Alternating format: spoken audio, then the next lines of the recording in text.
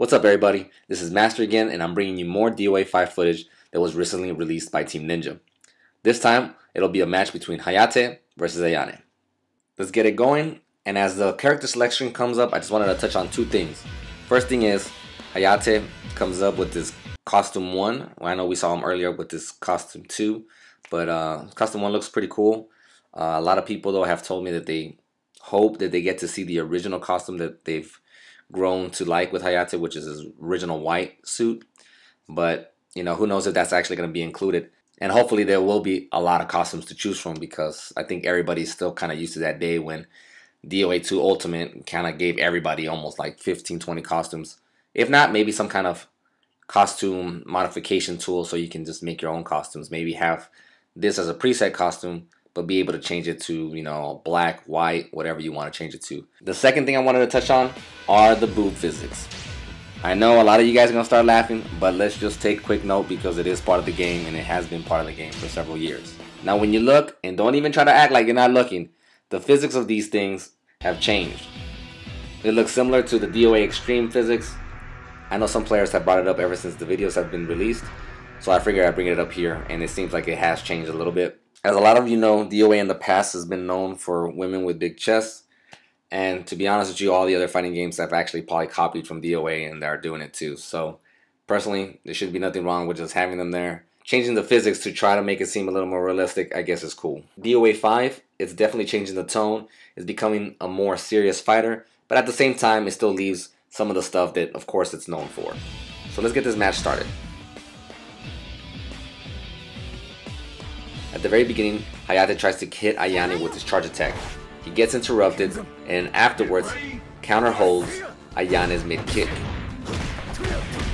This right here is interesting because his mid-kick hold has changed into his forward throw animation. In the past, or in the first pre-alpha of DOA5, we noticed that some holds look more like throws now. This could be one of those holds. Seeing this from Hayate makes me wonder if he has an advanced mid-kick hold that'll send you into the air like it did in the past. We're not sure at the moment because none of the videos show him doing an advanced mid-kick hold, at least none that I've noticed, so this is all we have to work with for now. Right after that, Ayane gets up and eventually does her back punch animation from DOA4. Previously I had mentioned that she seems to have a new alternate version of that, but it seems now she has both of those available to her. I'm not sure exactly if the inputs are the same or not, but we'll find out soon enough. After that, Ayane knocks Hayate into the explosive danger zone. It gets the crane moving. They both go back and forth for a little bit, and then Hayate does down back punch into low sweep. This is interesting because Ayane actually held right here, but wasn't successful with the hold. This tells me that they definitely lowered the amount of active frames for the hold. And after doing some testing, it's definitely more than DOA dimensions. After that, Hayate tries to throw Ayane, but fails to do so. He then min punch holds. They go back and forth for a little more, and Hayate finishes it off with his newer throw. Alright, so the second round starts, and Hayate quickly does his 4-forward kick string. Knocks Ayane into the cliffhanger state, and then comes in with a throw. This is a little different from previously because in other videos, you see Hitomi come in with an attack like a knee or something.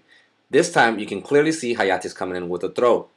This at least gives you an idea of what kind of mix-up you can bring in when you're going to the cliffhanger state. Will it be an attack or a throw?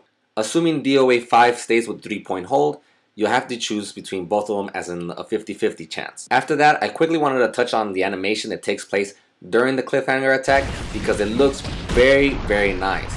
They put a lot of emphasis in the animation.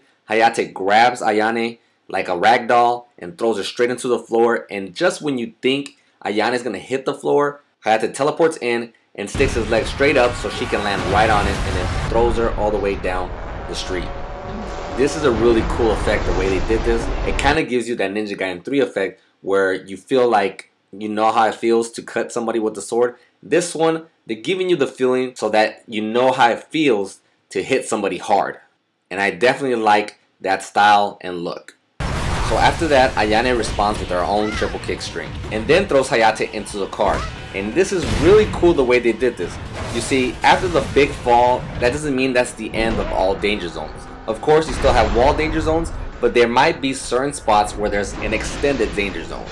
This is one of those extended danger zones at the bottom level of the stage.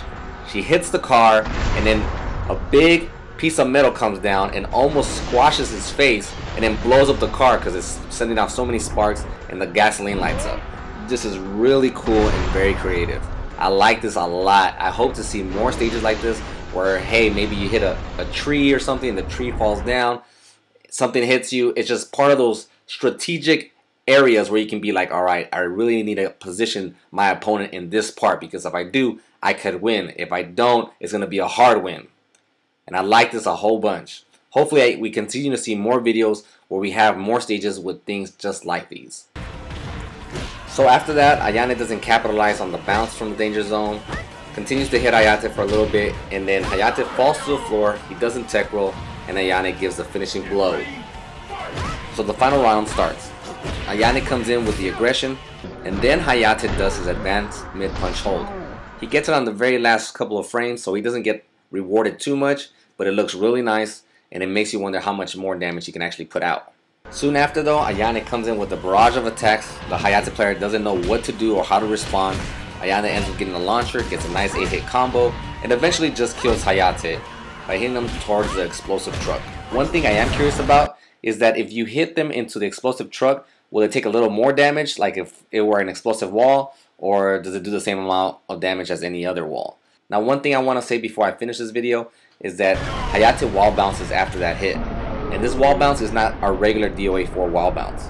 He's actually lifted up in the air, and I don't think he'll be able to hold. That alone will definitely change the way people play the game, especially by the walls. Anyway, that's pretty much the end of this video. I hope this was helpful. If you see anything again that might stand out to you, please mention it. Now I'm going to show you the video in its purest form for all you guys to see all the analysis I did towards this video. Stay tuned for more soon.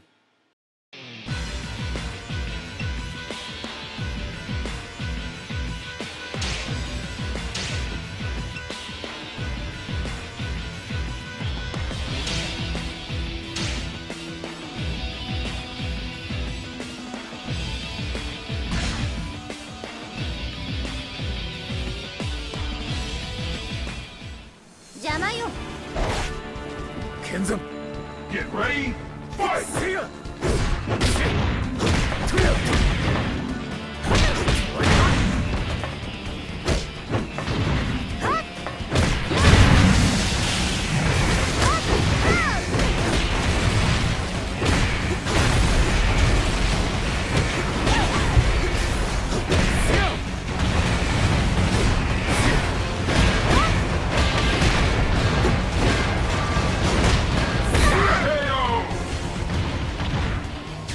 Get ready, fight!